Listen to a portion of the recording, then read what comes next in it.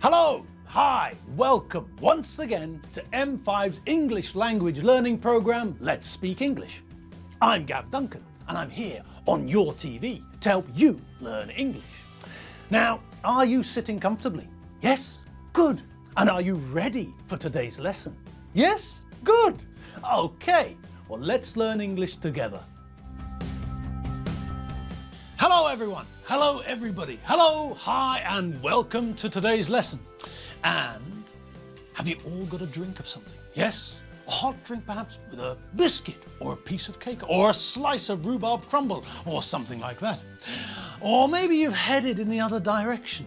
Maybe you're sitting there with a nice, cool, refreshing drink by your side, something filled with ice cubes. I can almost hear the gentle tinkling of the ice cubes in your tall glass of whatever it is that you're drinking. Oh God, I'm going to stop talking about this. It's making me thirsty. Damn you, Dr. Pavlov! Hey, don't blame me, I just figured it out, I didn't invent it, I was just the first to understand it. Oh, all right. I suppose it's not your fault really, Ivan. Sorry. Anyway, let's get on with today's lesson.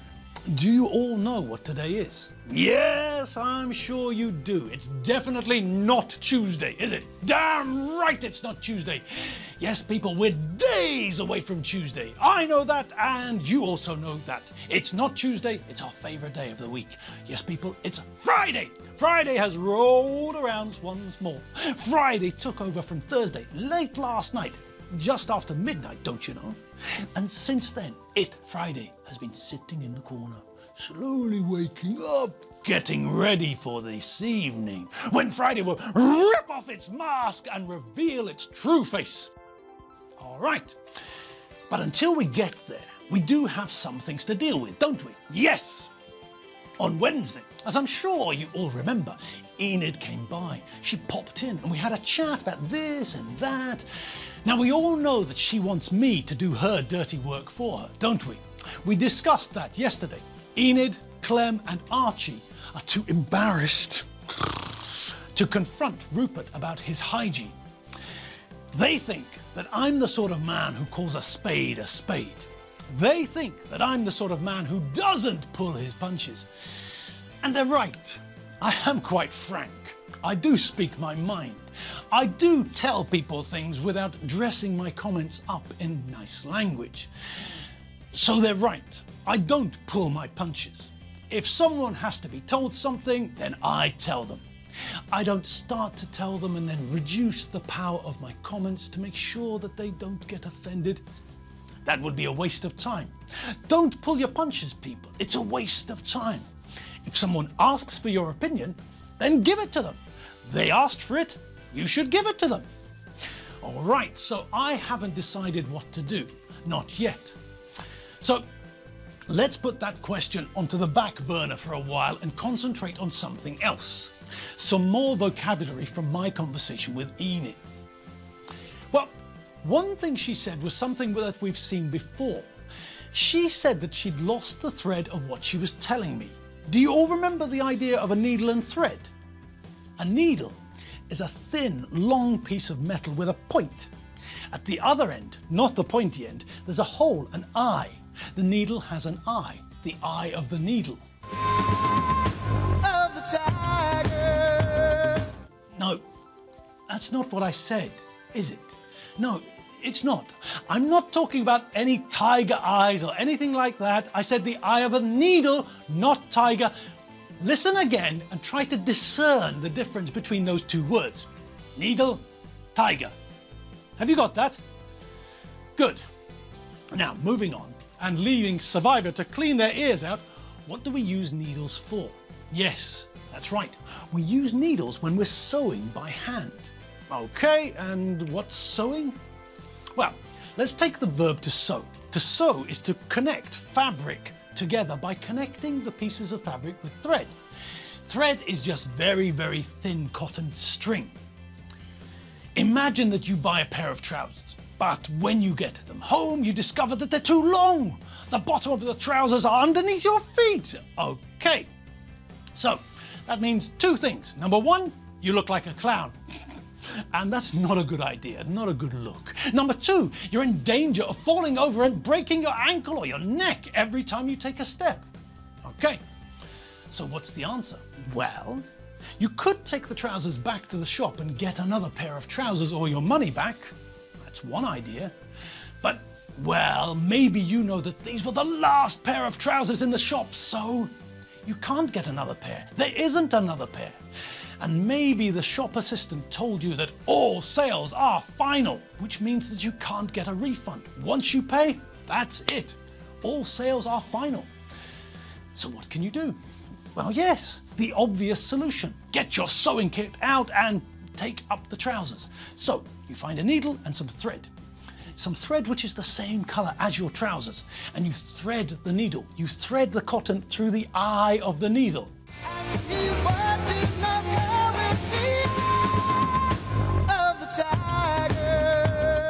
Come on, boys, enough is enough. You're not paying attention, are you? Either that or your hearing is really not up to par. Did you clean your ears out like I told you to? Yes? Well, in that case, you'd better rush off to the doctor's surgery first thing tomorrow because your ears are obviously still full of wax. Needle. Needle. I said needle, but for some strange reason, you keep hearing tiger. Away with you. Now, where was I? Before the boys from Survivor so rudely interrupted.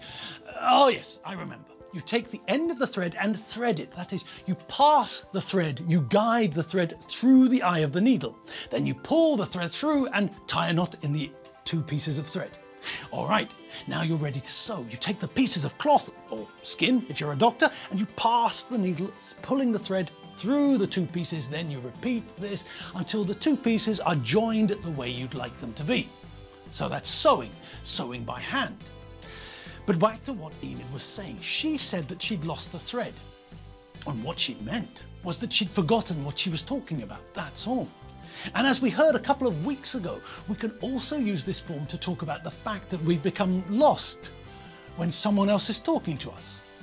If the topic of conversation is very complicated, we can very easily lose the thread and become lost and confused.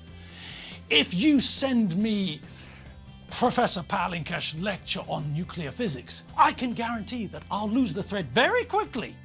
All right, now, what else was there that we should check? Well, there was one thing which we might have seen before. It was a phrase, like water off a duck's back. Okay, so what do you think? Yes, it's pretty logical, isn't it? What do we know about ducks? Yes, they go quack, and they have webbed feet, and they swim and eat spinach and things like that. Fine, but what else do we know about ducks? Yes, that's right, they're waterproof.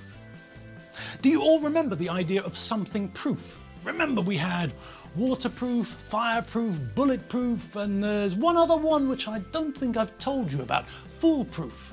We've also got heatproof, ovenproof, and childproof. Okay, so do you all remember what these words all had in common?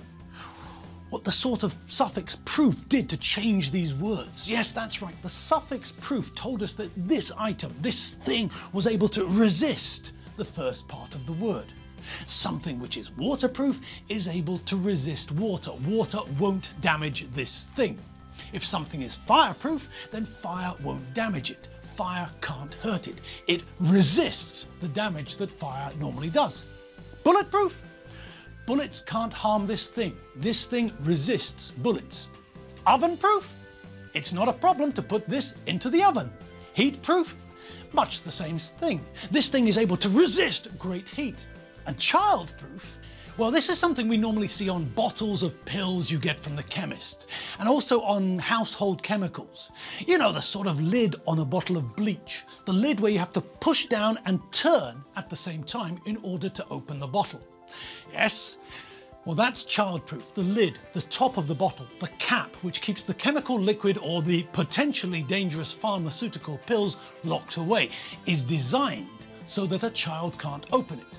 Children can't open this. It's child-proof. Okay, and what about foolproof? Well, to start with, what's a fool? A fool? A fool is a synonym for idiot. A fool is a dolt, a numbskull, a half-wit, a nincompoop, a dullard, a blockhead, a buffoon, a dunce, a cretin, an imbecile, a moron, a simpleton, a ninny, a dimwit, a dummy, a nitwit, a twit, a pillock, a clot, a wally, a divvy.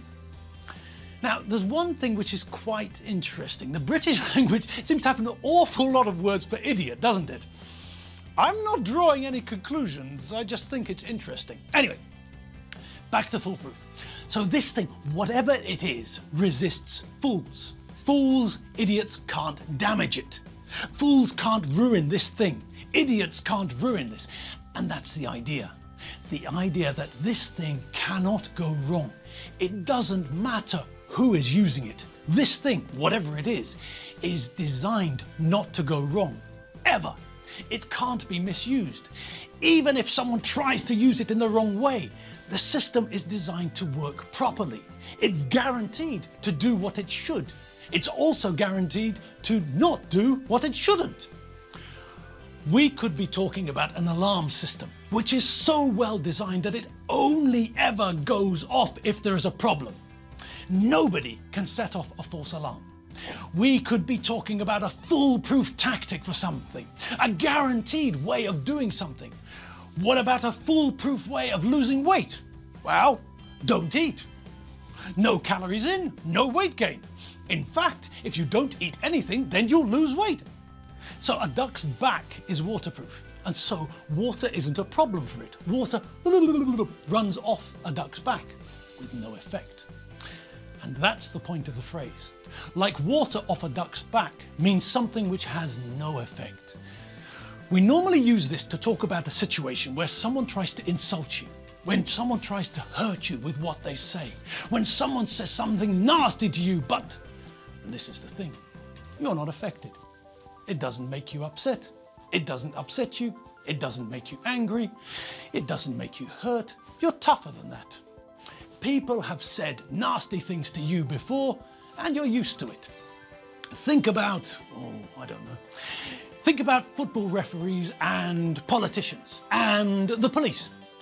Think about the things that people say to referees, politicians, and the police. Do people say nice things to these people? No, not normally.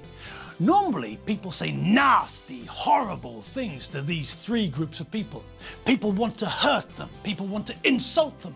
Want to make them angry. People want to see a reaction from them, to know that they succeeded. They pierced the armor. They said something so horrible that the referee or politician or policeman or policewoman dropped their guard. They showed that they can be hurt, that they are human.